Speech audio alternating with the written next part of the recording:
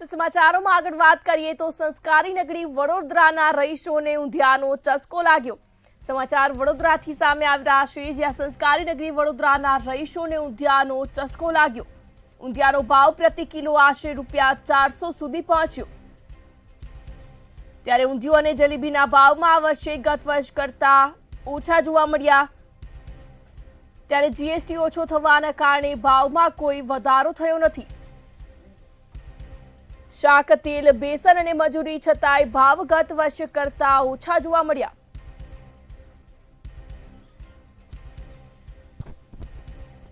તો વધુ વિગતો સાથે વડોદરાથી સંવાદદાતા સત્યમ લાઈવ જોડાઈ ગયા છે। જી સત્યમ, ઉત્તરાયણનો પર્વ હવે નજીક આવી રહ્યો છે, ત્યારે વડોદરા વાસીઓ ઊંધિયા અને જલેબીની મજા માણી રહ્યા છે, લોકો ખરીદી કરી રહ્યા છે, શું કહેશો?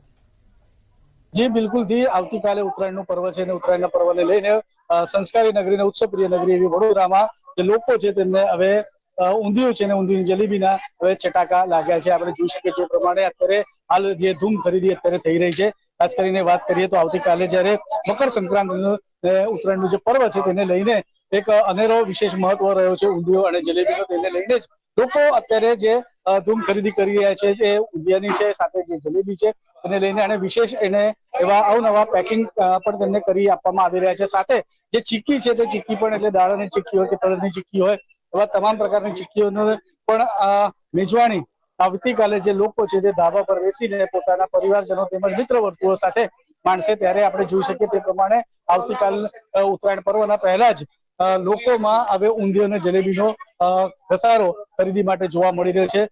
જે સંચાલક છે આપણે તેમની સાથે જ વાત કરીશું કે કેવી રીતનો માહોલ છે, કે કેવા પ્રકારની તૈયારીઓ કરવામાં આવી છે, દર વર્ષે જેમ આ વર્ષે શું વિશેષ ને શું અલગ તેમના દ્વારા કરવામાં આવ્યું છે। ત્યારે આપણી સાથે જે આ સ્ટોરના જે સંચાલક છે આપણે તેમની સાથે જ વાત કરી, કેવા પ્રકારની તૈયારીઓ કરવામાં આવેલી છે, કેવા પ્રકારની?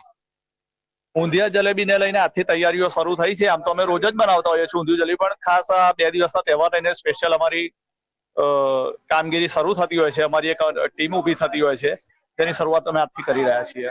ખાસ કરીને આ સંસ્કારી નગરી, ઉત્સવપ્રિય નગરી તરીકે આપણી વડોદરા ઓળખાય છે। લોકોને ઘણા બધા ચટાકા તો છે જ, પણ વાત ઉત્તરાયણની આવે તો ઊંધિયું અને જલેબી ઉપર સિક્કા મારતા વર્ષોથી આપણી કલાનગરીમાં ઊંધિયો અને જલેબીનો જે તહેવારમાં એની રમઝટ જમાવેલી છે તે ખરેખર સરાહનીય છે, અને અમે પણ એટલા આતુરતાથી કસ્ટમરને આ સ્વાદ પીરસવા માટે તૈયાર રહેતા હોઈએ છીએ।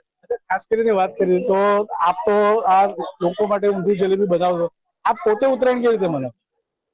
અમારું એવું છે કે અમે લોકો જે ઊંધિયું અને જલેબી ખાય ને એમાં જ અમે ખુશ થઈ જતા હોઈએ છીએ, અમને સ્વાદ અને અમારું પેટ ભરાઈ જતું હોય છે। ગત વર્ષ કરતા કેટલું ભાવમાં કેવી રીતે તફાવત છે? ભાવમાં વખતે કોઈ વધારો થયો નથી, કારણ કે એટલા બધા મોંઘવારીમાં વધારો થયો એવું છે, અને બીજું જીએસટીના ભાવમાં ઘટાડો થયો નથી।